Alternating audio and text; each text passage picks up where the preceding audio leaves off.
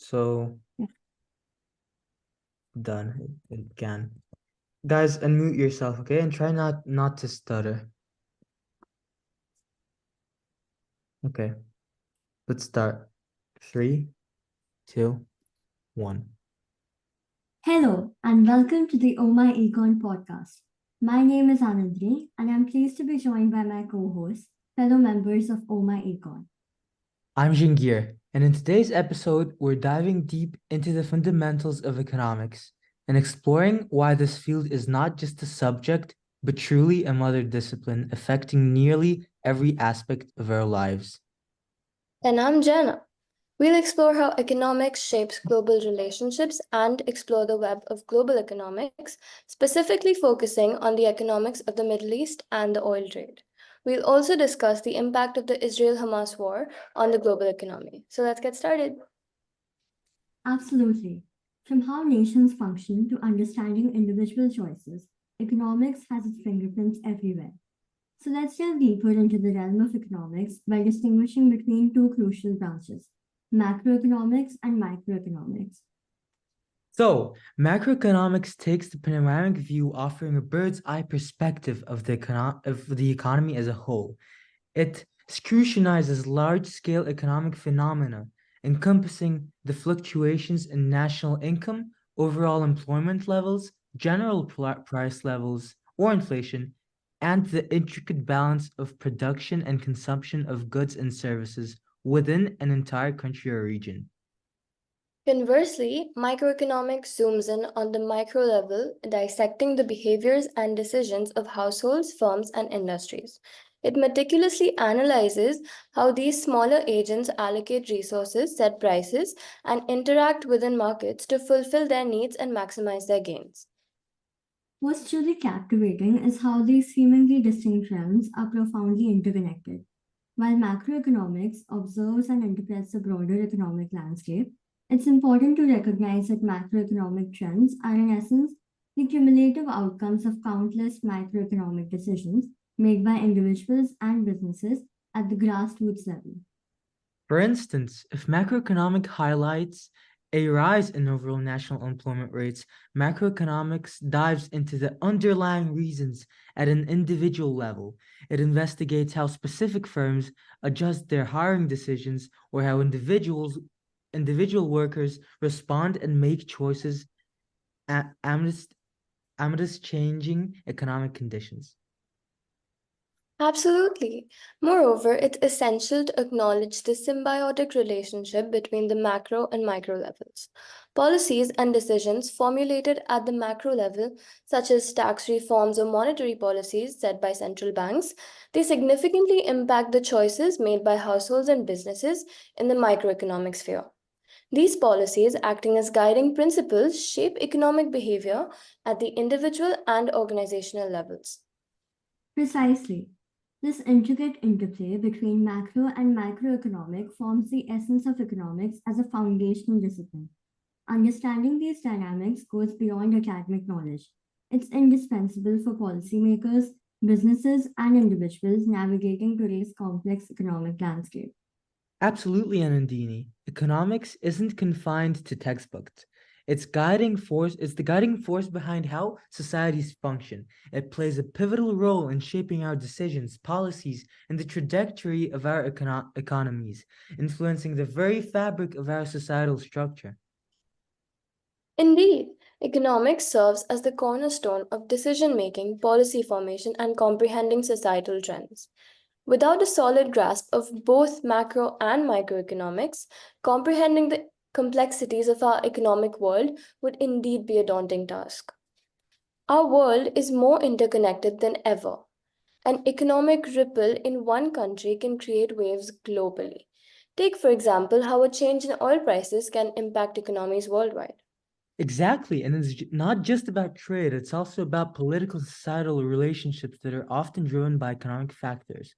So, how is the world connected through economics? Trade and globalization. So the story of global economic connectivity starts with trade. Trade has been the backbone of human civilization, evolving from the Silk Road to modern day e-commerce. Globalization, fueled by advancements in technology and communication, has shrunk distances, turning the world into a global marketplace. Products designed in one country, made in another, and sold worldwide exemplify this interconnectivity. Each trade arrangement from NAFTA to the European Union weaves countries closer, creating a network where national economies impact each other significantly. Another thread in this economic web is the financial market. Stock exchanges from New York to Tokyo are international. A financial ripple in one corner, like the 2008 financial crisis, can send shockwaves across the globe, affecting economies everywhere. International investments where capital flows across borders also demonstrate this connectivity. When a country invests in another, it's not just about financial returns, but it's also about building economic bridges that tie nations together. Multinational corporations further illustrate global economic connections. Companies like Apple, Toyota, and Samsung operate on a global scale, creating jobs and opportunities across different continents. Their operations affect local economies, labor markets, and even cultural trends. The decisions of a multinational to set up factory, for instance, can transform a local economy, highlighting how corporate decisions have far-reaching global impacts. Economic policies of major powers like the United States, China, and the European Union resonate globally. When the US Federal Reserve adjusts interest rates, it doesn't just affect the American economy, it has implications for other global trade and investments. Similarly, China's economic policies can sway trade patterns and commodity prices worldwide. These policies show how national economic decisions are crucial pieces of the global economic puzzle. So we can conclude that our world is intricately connected through economics. Trade, financial market, multinational corporations, and national economic policies all create a web of interdependence that shapes our global economy. Understanding these connections is key to comprehending the complex and dynamic world. And Wow. go on, Jana. That's it. Sure. Wow, so economics isn't just about money, it's a lens through which we can understand human behavior, societal trends, and even policy making. That's right. It intersects with politics, sociology, and even psychology. Economics helps us make a sense of the world around us holistically. Economics is everywhere, like everywhere, from the apple that you ate last week to the car your parents may drive. Now that we've explored the foundations of economics and its global impact, let's turn our attention to the broader significance of this field. Economics isn't just about numbers. It's a lens through which we can understand the intricacies of human behavior, societal trends, and even the formulation of policies that shape our world. Yeah, absolutely, Anandini. The significance of economics extends far beyond balance sheets and GDP figures. It intersects with various disciplines, making it a truly interdisciplinary field. Imagine economics as a glue that binds together the realms of politics, sociology, psychology, and more. That's right, Sangeer. Let's start with politics. Economic decisions and policies are inherently political. Governments craft economic policies to achieve specific political objectives, whether it's stimulating growth, reducing inequality, or addressing environmental concerns. Understanding the economic dimension is crucial for making informed political decisions and comprehending the motivations behind these political choices. And when we venture, I'm so sorry, I'll do it again. And when we venture into sociology, we see how economics shapes societal structures and dynamics. Income inequality, social mobility, and access to resources are all linked to economic factors. Societal trends such as consumer behavior and cultural shifts often find their roots in economic conditions. In essence, economics provides a lens through which we can examine and understand the fabric of our societies. Oh, so, okay, let's move on to psychology then. Economics delves into the realm of decision making. Behavioral economics, for instance, explores how individuals make choices, weighing costs and benefits.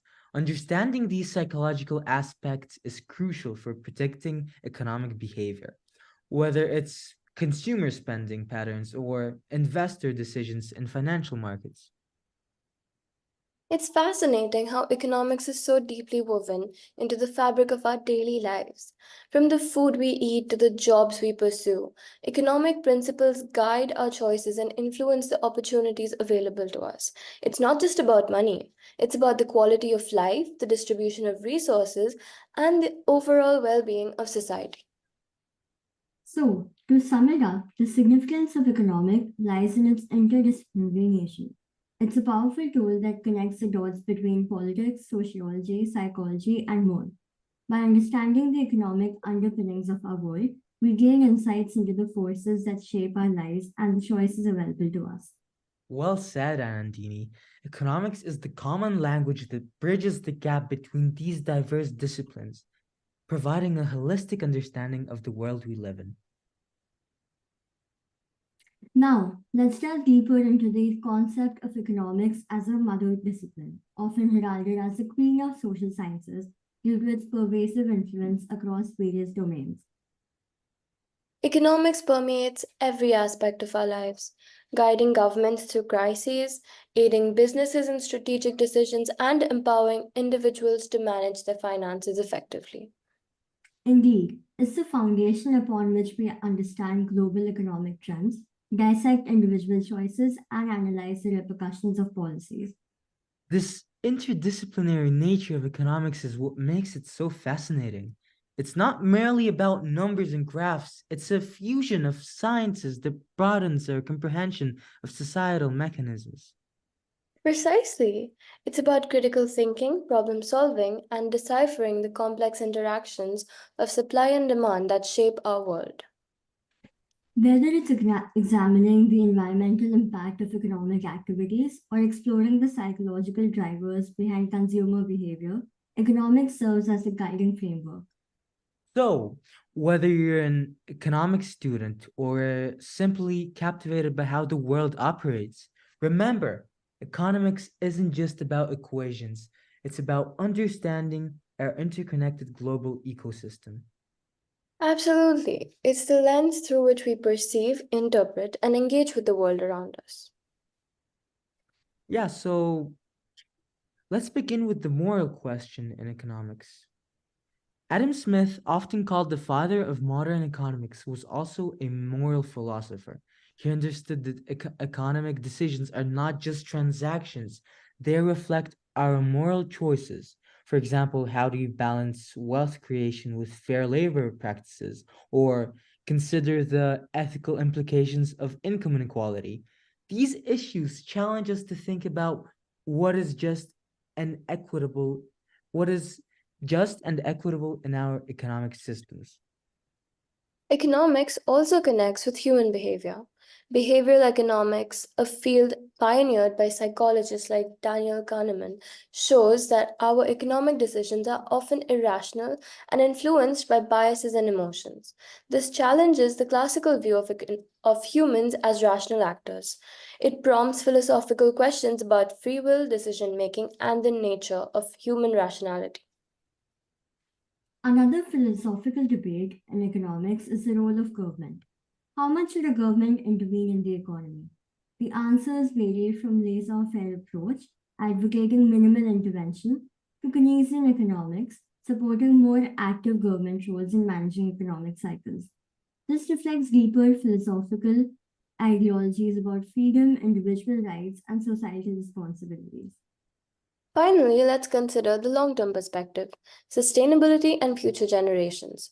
Economics is not just about current growth and prosperity. Philosophically, it raises questions about our responsibilities to future generations. How do we balance present economic development with the sustainability of our planet? This leads to discussions about environmental ethics, stewardship, and intergenerational equity. So now let's discuss the economics of the Middle East and the oil trade. The Middle East, often referred to as the economic powerhouse due to its vast oil reserves, holds a unique position in the global economy. Oil, often called Black gold is not just a commodity, it's a driving force behind economic policies, geopolitical relations, and the overall development of nations. Absolutely, Jayana. Let's start by understanding the sheer magnitude of the Middle East's contribution to the global oil market. The region is home to some of the world's largest oil producing countries, such as Saudi Arabia, Iran, Iraq, and the United Arab Emirates. The abundance of oil resources has made these nations key players in shaping global energy prices and supply. And it's not just about extraction. The entire oil supply chain, from production to distribution, has far reaching economic implications. The Middle East's control over significant oil reserves gives these countries considerable influence in global economic and political spheres.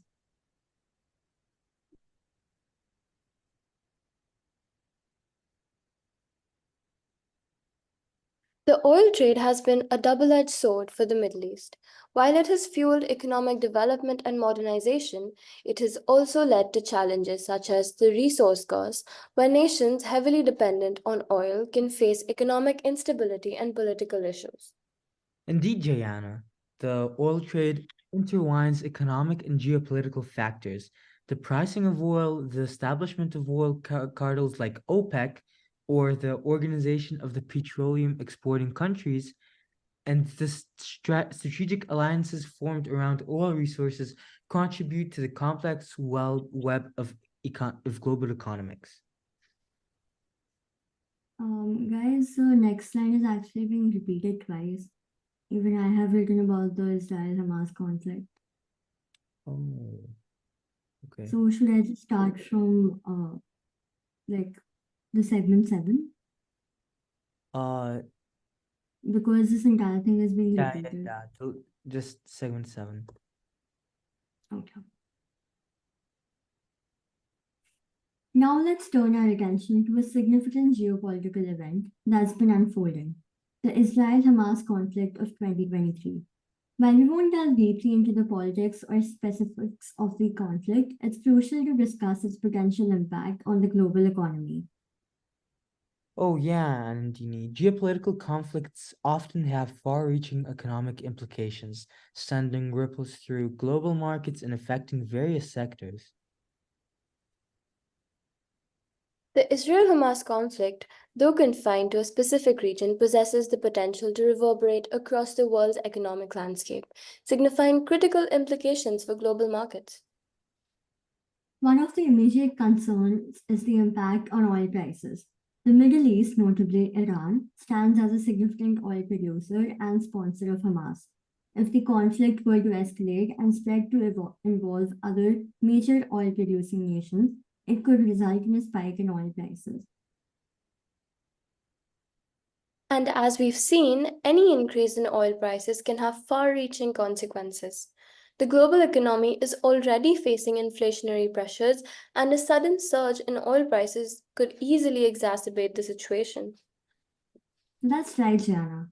Oil prices nearing the $90 mark have been a cause for concern, signaling potential trouble for the world economy. Further escalation of the conflict, particularly if it leads to disruptions in oil supply chains or affects major transit points like the Strait of Hormuz, could significantly impact shipping and insurance costs and push oil prices even higher. This rise in oil prices directly impacts various industries and businesses, driving up production costs and energy expenses. This, in turn, contributes to higher inflation rates, which can pose challenges for central banks in their efforts to manage inflation. Exactly, Zangir. Central banks might be compelled to maintain higher interest rates for a prolonged period to counteract these inflationary trends, affecting borrowing costs for businesses and individuals alike. Furthermore, countries heavily reliant on oil imports, such as the US, India, and China, might face substantial import inflation, impacting their economies and potentially slowing down growth.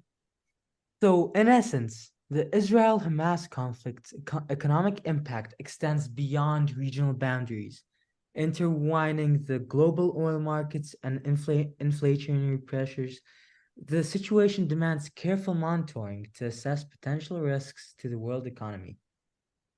The economic repercussions of geopolitical conflicts underscore the intricate link